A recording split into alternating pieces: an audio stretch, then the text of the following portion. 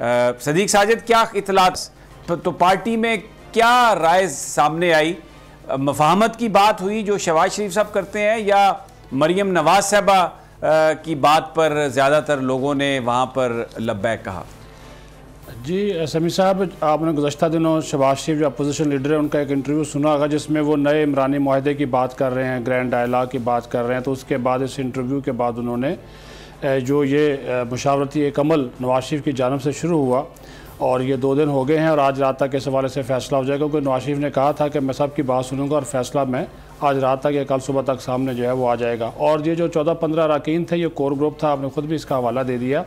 इनकी सवाए परवेज़ रशीद के सबका ये मौक़िफ़ था कि अब एक लाइन ड्रा कर लेनी चाहिए कि हमने मफाहमत की तरफ जाना है। यानी आप कह रहे हैं कि सिर्फ परवेज़ रशीद साहब उस बयानिए की बात कर रहे थे जो मरियम नवाज साहबा बयान करती रही जलसों में, या नवाज शरीफ साहब बयान करते रहे, बाकी जो सारे कायदीन थे वो शहबाज साहब की जो मफाहमत थी उसकी बात कर रहे थे कि हमें रिकन्सिलिएशन की तरफ जाना चाहिए। जी बिल्कुल समी साहब, ऐसा ही था। परवेज़ रशीद का ये मौक़िफ़ था कि अगर हमें 10-15 साल भी इंतज़ार करना पड़े इक़्तिदार करें तो हम करें, लेकिन हम अपना ये बयानिया ना छोड़ें। इस पर जो है वो मरियम नवाज बात करना चाहती थी, लेकिन नवाज शरीफ ने कहा कि आज शरीफ फैमिली का कोई मेंबर नहीं बोलेगा, आज सिर्फ पार्टी के सीनियर रहनुमा बोलेंगे। तो उसके ऊपर फिर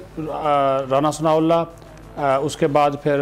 ख्वाजा साद रफ़ीक, शाहिद खाकान अब्बासी, एहसन इकबाल, ये सब ऐसे सीनियर लोग थे। उन्होंने कहा कि अब बहुत हो गया, 2 साल सिर्फ इलेक्शन में रह गए हैं, अभी भी जो लोग हमारे हैं वो तज़ब्ज़ब गोमगो की कैफियत का शिकार है। एक वाज़ेह फ़ैसला कर लें कि हमने क्या बयानिया लेना है। और फिर हमजा शहबाज ने समी साहब थोड़ा सा उन्होंने कहा, जी मैं माज़रत चाहता हूँ, मैं आपके हुक्म की खिलाफ वर्जी कर रहा हूँ, लेकिन मुझे 2 बातें सिर्फ कहनी है। उन्होंने कहा कि अगर उन्होंने बहुत बड़ी ये बात की समी साहब, उन्होंने कहा कि मैंने मुख्तलिफ MPs MNA से बात की है, तो उसके रोशनी में मैं आपसे कह रहा हूँ कि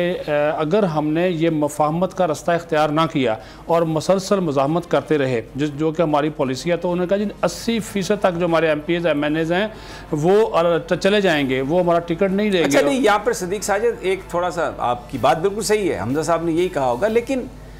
जो मज़ाहमत की बात हो रही है, जो एस्टेब्लिशमेंट पर अटैक्स की बात, वो भी बेसिकली एक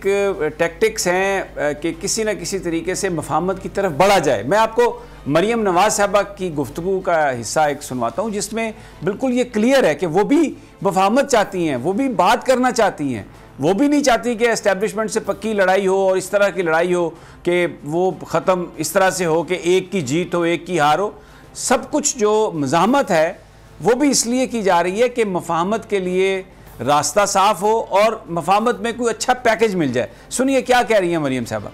तो सदीक साजिद साहब, ये तो सबसे बड़ी मफाहमत की बात कर रही हैं। ये तो कह रही हैं ये जो सारी मज़ाहमत है ये इसीलिए है कि मफाहमत में कोई अच्छा पैकेज मिल जाए। नहीं वैसे समी साहब, आपका मुराद क्या है मफाहमत के पैकेज से? पैकेज से क्या मुराद? मफाहमत का पैकेज, उससे क्या चीज़ें शामिल आपका? पैकेज से मुराद ये है कि गवर्नमेंट में हिस्सा मिले, इलेक्शंस जो हैं वो उनकी जो शराइत हैं या जो TOR हैं उस पर करवाए जा सकें,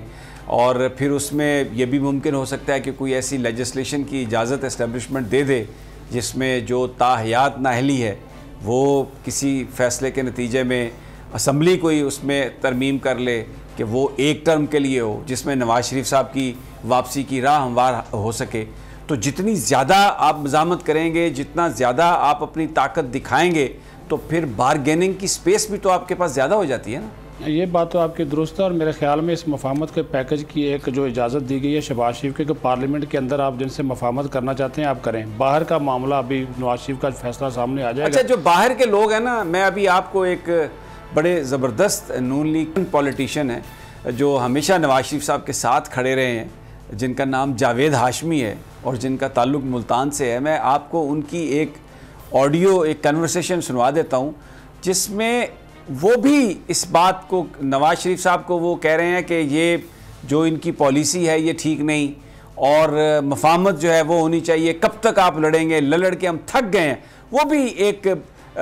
बड़ा एक कॉशियसली वो नवाज शरीफ साहब पर तनकीद कर रहे हैं, which is very unheard of कि जावेद हाशमी जैसा आदमी, क्योंकि आपने पार्लियामेंट से बाहर जो सेंटिमेंट है उसकी बात की, तो आइए आपको जावेद हाशमी साहब की ये गुफ्तगू सुनवा देते हैं।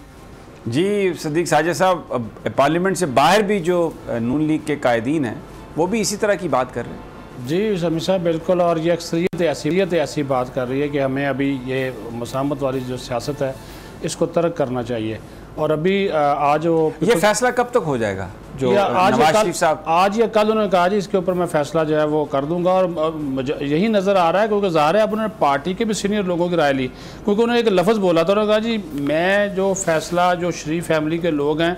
उसके ऊपर तो मैं जो फैसला करूंगा ये तो मानेंगे, लेकिन मैं आपकी बात सुनना चाहता हूं। तो वो बात भी उन्होंने आज जो है वो सुन लिया, आज वो कंसल्टेशन का जो अमल है वो मुकम्मल हो जाएगा। तो वो जो अब तक की जो सूरत हाल है जो हमने बताई, इन्हीं के लोगों से बात की जो वहाँ पे मौजूद थे, तो उन्होंने कहा कि अक्सरियत इसी तरफ जा रही है कि हम जो है चूँकि इलेक्शन आने वाले हैं तो उस वजह से रास्ता जो है वो ग्रैंड डायलॉग का, नए इमरानी वादे की बात करें, जो हुकूमत ने अभी एक मिसाक मईशत की बात की है, हम उस तरफ भी जा सकते हैं। कुछ लोगों की राय थी कि एक ऑप्शन इस्तेमाल करके आप देख लें जो पीपल्स पार्टी कह रही है, ताकि हम उसको साथ लेकर चलें अदम एतमाद का पंजाब में, क्योंकि पंजाब में उन्होंने कहा जी अगर हम 2 साल अभी रहते हैं, अगर हम वहाँ पे कामयाब हो गए, कुछ ना कुछ डिलीवर करने में कामयाब हो गए, तो हमारी इसके ऊपर बड़ी अच्छी रेपो बन सकती है। इसको भी नवाज शरीफ ने कहा जी वो इसके ऊपर भी फैसला जो है वो करेंगे सारी कंसल्टेशन मुकम्मल होने के बाद। एक बिल्कुल आपकी बात ये सही है, लेकिन मैं एक और आपको गुफ्तगू सुनवाना चाहता हूँ जो शरीफ साहब की है। आम तौर पर ये तासुर था कि बड़ा कोई एक बड़ी चपकलिश विजिबल हो जाएगी, लेकिन जो शहबाज शरीफ साहब ने जिस कमाल से, जिस खूबसूरती से सारी सिचुएशन को संभाला है, और मरीम नवाज़ साहबा को बिल्कुल उन्होंने न्यूट्रल कर दिया है। जो उनका इम्पैक्ट था उनकी आमद से पहले, शहबाज साहब की आमद से पहले जो गनगरज थी मरीम साहबा की, वो बिल्कुल अब हमें वो एवेपोरेट होती हुई नज़र आई है। और जिस तरीके से शहबाज साहब ने पेश किया अपने आप को, और मरियम और हमज़ा के मुस्तकबिल के हवाले से जो उन्होंने बात की है, आइए ज़रा वो गुफ्तगू सुन लें, फिर इस पर बात करते हैं। राना ताहिर साहब, ये आपने गुफ्तगू सुनी शहबाज साहब की, बड़ी ये जिस तरह उन्होंने इसको पेश किया है तो बहुत ही डिफ्यूज़ करके पेश किया, और को मरियम साहबा के लिए कोई राह नहीं छोड़ी उन्होंने कि वो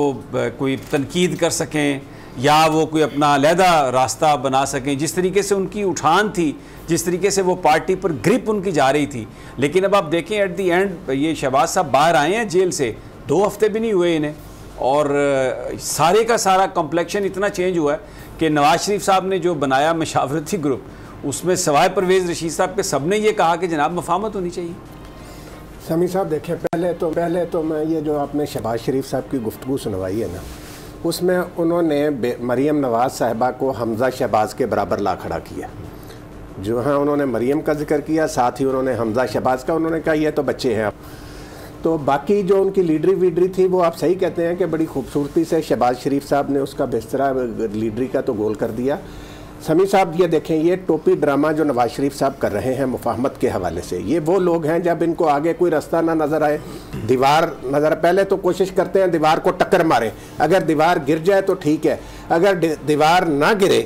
तो फिर ये दूसरी तरफ। अब ये नवाज शरीफ साहब के जो सदीक साजिद साहब ने बात बताई है कि ये मुशावरती इजलास किए हैं, उन्होंने लोगों से राय ली है, ये सारे मुख्तलिफ इनके पैगामात हैं मुख्तलिफ हलकों को कि जी देखें हम तो ये नवाज शरीफ साहब जो है ना, इन पर ये ना अब किसी ने एतबार करना है और ना ये मुफाहमत वाले रास्ते पे आएंगे। इन्होंने जिस तरीके से माजी में भी किया और आइंदा भी, अब ये देखें शहबाज शरीफ जो है, इन्होंने अपना रास्ता बनाना है। इसमें से शहबाज शरीफ साहब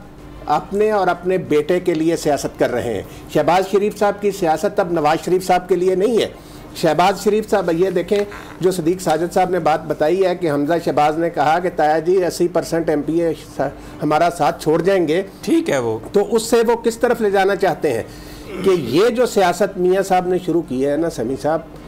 वो अब चलने वाली नहीं है। और पार्टी पर पार्टी के अंदर और बाहर से ये प्रेशर है बिल्कुल। वो जो जावेद हाशमी की आपने बात सुनवाई है, आप देखें ना, जावेद हाशमी ने तो यहाँ तक कह दिया कि मैं नवाज शरीफ को सियासतदान ही नहीं मानता। हाँ बिल्कुल, उन्होंने ये कह दिया। लेकिन अलीना, आप क्योंकि मरियम की जो मूवमेंट है उसको आप बड़ा फॉलो करती हैं और आपके पास हमेशा इन्फॉर्मेशन होती है, अब ये एक बड़ा मुश्किल मरहला है उनके लिए इस वक्त। उनको वो पार्टी में भी हैं, वाले साहब उनके बाहर हैं, चचा जो हैं वो पूरी कमांड पोजीशन में हैं, और जो बयानिया शहबाज शरीफ साहब लेके चल रहे हैं, पार्टी हमें ये नज़र आ रहा है कि उसकी तरफ टिल्ट कर रही है। जो बाहर जो क्राउड है, अवाम, जो आम आदमी है, वो शायद मरीम नवाज़ की तरफ देख रहा होगा ज़्यादा, लेकिन जो पार्लिमानी लोग हैं, जो MPAs हैं जिन्होंने इलेक्शन लड़ना है, वो सारे के सारे ये कह रहे हैं जी कि आप बात करें, आप रिकन्सिलिएशन की तरफ जाएं। अच्छा समी साहब, जैसे कि आपने मरियम साहिबा का शॉट सुनाया तो उन्होंने कहा मज़ाहमत होगी तो फिर मुफाहमत होगी। मेरे ख्याल में वो जिस तरफ इशारा कर रही हैं वो बिल्कुल ठीक है, क्योंकि उनका ये जो पॉइंट है इसकी एक बेस है। आपने देखा कि ज़िमनी इंतखाबात हुए, उनका ये कहना है कि अगर हम ये मज़ामत ना करते तो उन ज़िमनी इंतखाबात में हम जीतते ना। अब खबरें जो मेरे पास आ रही हैं वो ये आ रही हैं कि नवाज शरीफ साहब जो हैं वो चाहते हैं कि शहबाज शरीफ साहब जो हैं वो खुलकर खेलें, वो जो करना चाहते हैं, अगर वो समझते हैं कि डायलॉग से या इस तरीके से वो मुफाहमत की पॉलिसी की तरफ जा सकते हैं तो वो उनको लेकर जाएं। लेकिन अगर आप ये समझें कि आप मरियम नवाज साहिबा को इसमें से माइनस कर देंगे तो वो बहुत गलत है, क्योंकि इनकी अपनी पार्टी में जो एक परसेप्शन है वो ये है कि जो क्राउड पुलर है, जो लोगों से इंटरैक्ट करती है, जो लोगों से कनेक्ट है, वो मरियम नवाज है, ना कि शहबाज शरीफ और ना ही हमजा साहब। उसकी रीज़न ये आपको याद है, जब नवाज शरीफ साहब ने आना था तो शहबाज शरीफ साहब कितने लोग लेके जा पाए थे, लेके गए थे। सो ये वो चीज़ है जिसके ऊपर भी पार्टी में डिस्कशन और डिबेट चल रही है। लेकिन मेरे ख्याल में basically what you are saying कि अगर जो शहबाज शरीफ साहब की जो सोच है मफाहमत की, जहाँ वो पार्टी की ज़रूरत है, उसी तरह जो मरियम नवाज साहबा का वजूद है, क्योंकि वर्कर्स के लिए she is like a catalyst और वो क्राउड पुलर हैं, जहाँ पर वो जाती हैं बड़े बड़े जलसे होते हैं। तो इसका मतलब ये है कि दोनों इस वक्त पार्टी के लिए जो हिकमत अमली आगे चलनी है, दोनों जो हैं उनकी अहमियत है। क्यों Sadiq Sajid, both are needed. देखिए, ये रीना की बात ठीक है कि क्राउड पुलर तो हैं मरियम नवाज, इसमें तो कोई शक नहीं है, और शहबाज शरीफ और हमजा शहबाज से ज़्यादा जो लोग हैं वो उन्हीं के जलसों में आते हैं। उसकी कई वजूहात हो सकती हैं, लेकिन जो राना साहब ने बात की ना, बात वो भी ठीक है कि जो शहबाज शरीफ ने बड़ी ज़बरदस्त उन्होंने वो गेम की कि दोनों को बराबर खड़ा किया, जो उन्होंने इंटरव्यू दिया हमजा को भी, और उन दोनों के बारे में कहा कि उनको सियासत का जो है वो हक़ है। और आपकी बात भी समी साहब भी बिल्कुल ठीक है कि मरियम नवाज को जिस तरह न्यूट्रलाइज़ किया है शहबाज शरीफ ने, और शहबाज शरीफ ने, नवाज शरीफ साहब ने उनको लॉन्च करवाया और बिल्कुल अपना जो सियासी जानशीन है वो उन्होंने तैयार कर लिया और आपकी अपनी जिंदगी में। जी, और सभी साहब आपकी तो वो बात भी दुरुस्त साबित हो गई। आप लोगों, मैं तो वो कह रहा था कि वो अभी तक उनको इन्वाइट नहीं किया, लेकिन अगले दिन उनको पीडीएम में बाकायदा तौर पर नवाज शरीफ की हदायत पर उन्होंने मियाँ साहब से बोला जो है शहबाज शरीफ से कि इनको आप लेकर जाएँ। वो फिर मरी से स्पेशल आई, पहले वो मशावरती इजलास हुआ और उसके बाद आए और फिर एक ही गाड़ी में आए। थोड़ा सा नाराज़ थे शायद का कान अब्बासी, वो फिर गाड़ी भी उनसे ड्राइव कराई शहबाज शरीफ ने, उनको भी मनाया क्योंकि वो उसी मौक़ों पे डटे हुए थे, वो इस्तीफ़े वाली बात पे। वो तो फिर उनको भी वहाँ पे मशावरत इजलास में ठंडा किया कि वहाँ पे आपने ऐसी बात नहीं करनी। अब ये बड़ी ज़बरदस्त ये हुआ ना कि वो नवाज शरीफ ने भी एक बड़ी गेम खेली। वो जो राना साहब बात कर रहे हैं ना कि पहले वो दीवार पे टक्कर मारते हैं और उसके बाद वो फिर जब मुफाहमत के लिए शहबाज शरीफ को आगे कर देते हैं। उन्होंने कहा जी चले जी नवाज, अगर पार्लियामेंट के अंदर वाली बात है तो ये चूँकि अपोजिशन लीडर भी है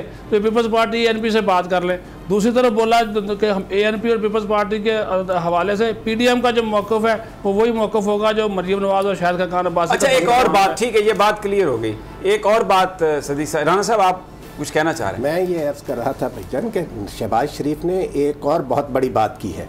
उसको आप इतना इजी न लें। वो है नया इमरानी मुआहदा। जो लोग सियासियात के तालिब इल्म हैं उनको पता है कि इमरानी मुआहदा क्या होता है। नया इमरानी मुआहदा, जब आपके पास एक 1973 का कॉन्स्टिट्यूशन मौजूद है, उसमें शहबाज शरीफ साहब एक नए इमरानी मुआहदे की बात इसका अगर मैं ये मतलब ले लूँ, क्योंकि पाकिस्तान में जो 18th अमेंडमेंट है उसके हवाले से बड़ी रिजर्वेशन है और पाकिस्तान की एस्टेब्लिशमेंट गाय बगाए इसका वो इजहार कर चुकी है ब्रीफिंग्स में, इधर उधर बातों में, कि उसके 18th अमेंडमेंट के नतीजे में वफाक के पास कुछ नहीं रहा, सब कुछ सूबों को चला गया और बड़ी एक प्रॉब्लम है। तो जब हम नए इमरानी मुआहदे की बात करते हैं तो इससे ये भी तो हो सकता है कि वो एस्टेब्लिशमेंट को शहबाज शरीफ साहब ये मैसेज दे रहे हो कि हम 18th अमेंडमेंट जो है उसके अंदर जो मामलात है उसको भी रिकंसिडर करने के लिए तैयार है। ये सदीक साजिद, ये कैन वी अज्यूम दैट या दैट इज फार फेच्ड? ना, ये बिल्कुल सही बात है। ना सिर्फ हमारी इस्टेब्लिशमेंट, ये हुकूमत और हमारी ब्यूरोक्रेसी, वो सब ये चाहते हैं कि ये 18वीं तरमीम के अंदर बहुत सारी जो चीज़ें हैं वो सूबों के पास जो चली गई, सूबे तो उसको संभाल नहीं रहे। अभी तक तो बहुत से सूबे ऐसे हैं जो उन्होंने अगर तालीम का महकमा लिया, सेहत का लिया, जो उनके मुलाजमीन हैं उनके वाले, इसका मतलब